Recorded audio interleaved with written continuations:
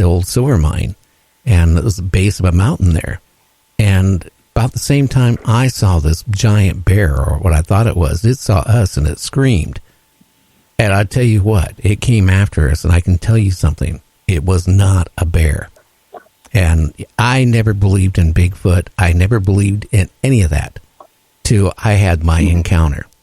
And that thing, I'll tell you, is the most terrifying. I grew up going camping as a kid, just like a lot of people. I have 8 children. We used to go camping all the time. I haven't been into a campground, a forest, anything since then. That was enough to scare me. Wow. Yeah, that's amazing. And, I mean, it's one thing to see something like that and, making it a whole nother level if it's coming after you. So that's a lot of people in the South where I live, there's plenty of Bigfoot sightings and history all throughout states. And for some reason, there's an association with these creatures down here as being aggressive and dangerous. But I mean, they're in case in point, it was coming towards you, and there's just cases like that everywhere where some of these individuals are aggressive. Well, Lyle, it did more than that. It chased us. We had to run back about 2 miles to the car. And when we got back, I don't know if it was the same one or a mate or a companion. It was there on the tree line. Now, the road we came down we barely made it. My wife bought a brand new car. I had a 4-year-old Jeep off-road, which had 130,000 miles on it. My wife was nice enough. Take my new Cavalier on this trip. So as we get to the car, my friend didn't get to the car first. I did. I was freaked out because I saw this creature about 25 feet away from me, bending a tree over, about a 4-inch tree, like nothing. And it screamed. I started the car. My friend was just getting to the car door. I was dragging him because that's how scared I was. I could have killed him really easy. This thing took a huge rock, threw the rock, took out my wife's passenger fender and part of the door. I get home, I have to tell my wife, now this is her brand new car, minus the trip. Hey, you got your car is, it's going to need some body work. Till this day, she thinks I probably went out drinking, I hit something or whatever. I didn't hit nothing. Whatever it was, it threw a rock and hit the car. I can honestly tell you the stench of it was so strong that literally, this was the first week of June, and up in the Canadian Rockies, it was cold. It was still snow on the sides of the road, and it burned my throat. I remember that much. I will tell you this. I turned around once or twice while I was running, and I noticed it ran between 2 legs and 4 legs. Now, I've told other people that, and they go, oh, that's impossible. But that's what I saw.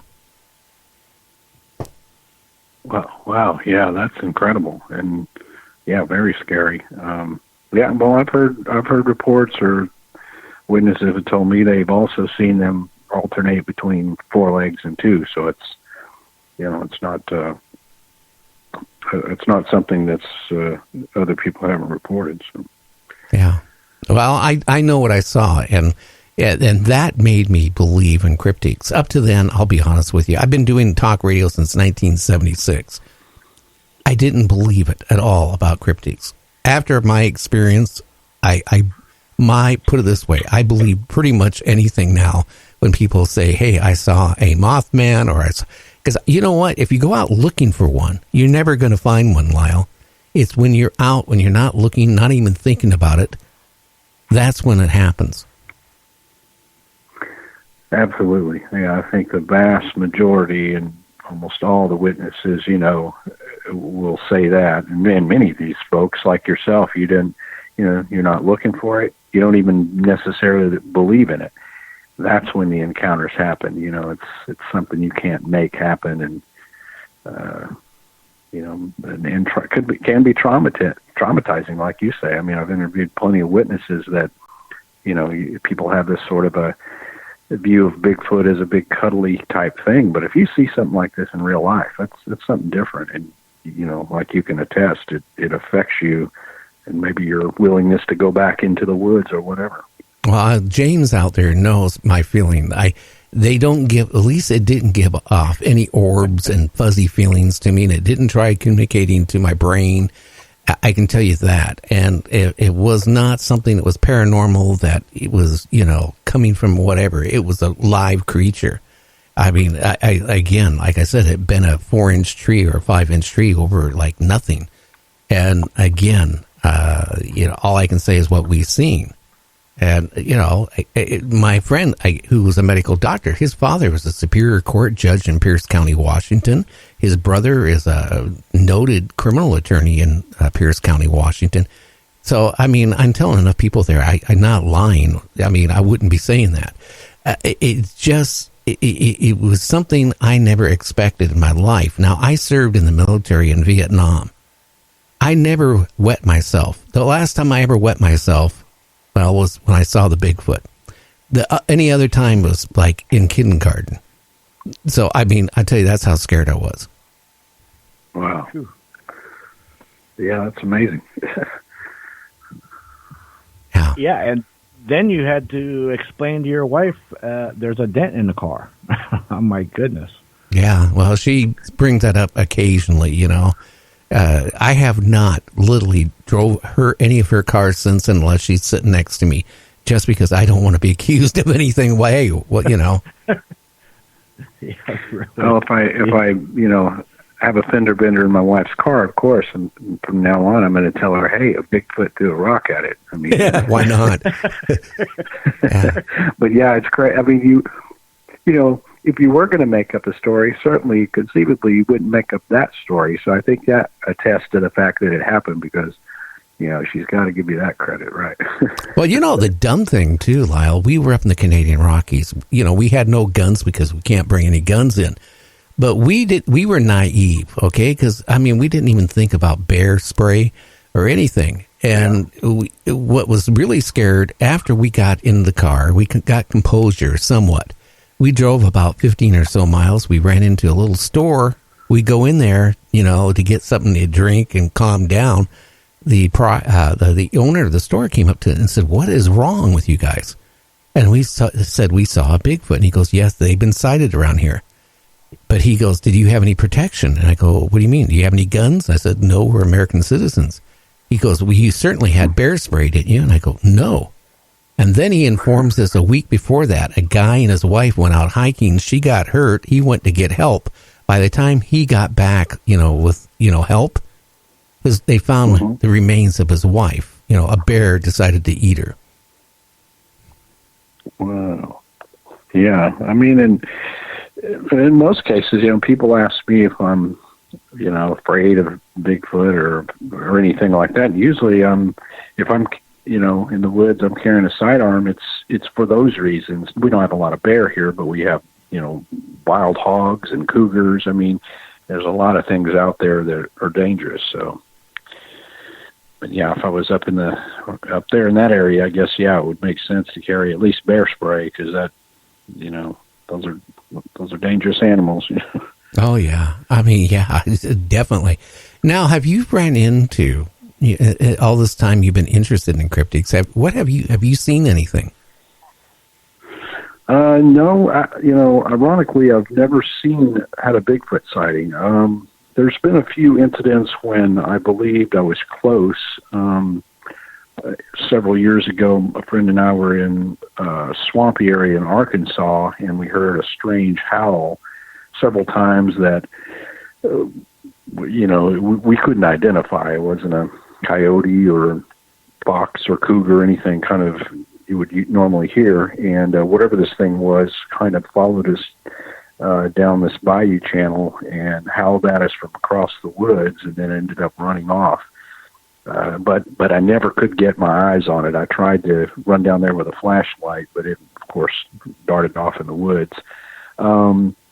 Ironically, I've seen a ghost, which was an incident that happened when I was a senior in high school and was at a friend's house.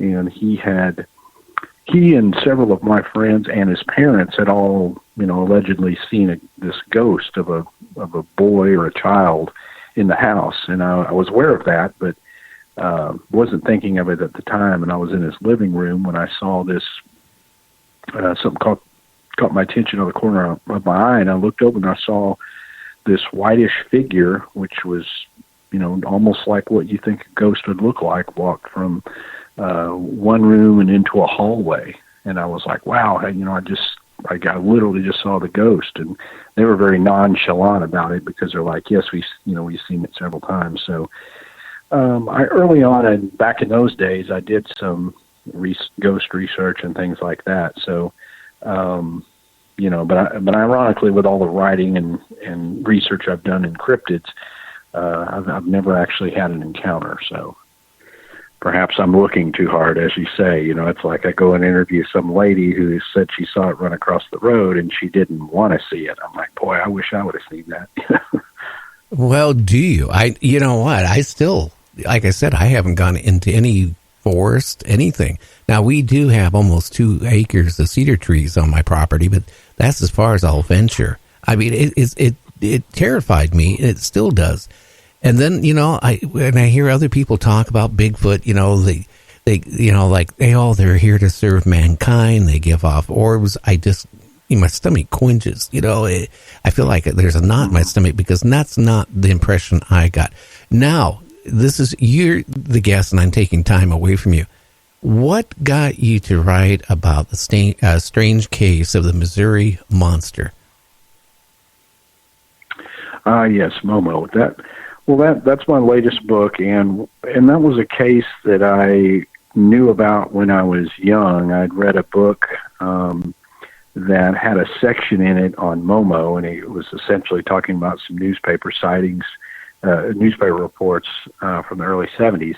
And so it's always kind of been on my radar. And so finally I just kind of had the opportunity to go up to Missouri and go to this little town called Louisiana along the Mississippi River and do some research and in their archives and talk to individuals who had seen creatures fitting this description. And essentially the Momo story begins in 1972, in which a group of some brother and a sister saw this upright, hair-covered creature on their property in Louisiana, Missouri, which backed up to this hill called Marzoff Hill. It was kind of a wooded area.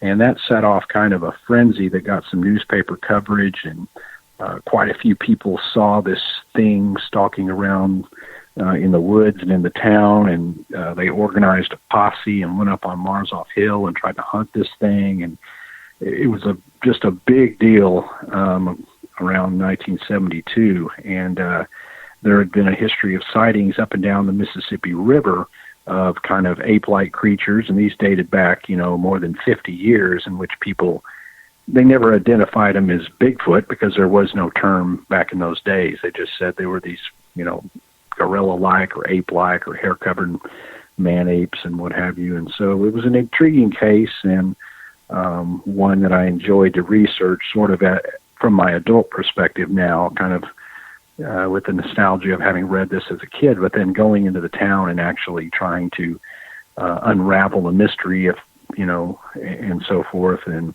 the case also involved a lot of other weird phenomenon, such as strange lights in the sky.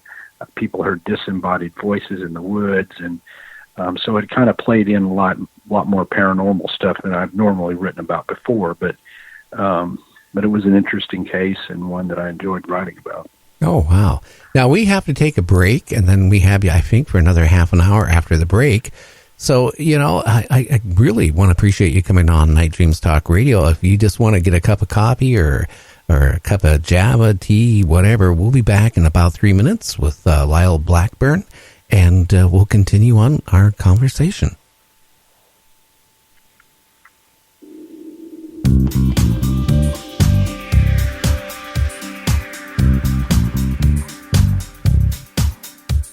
You thirst for some significance of the fourth dimensional kind.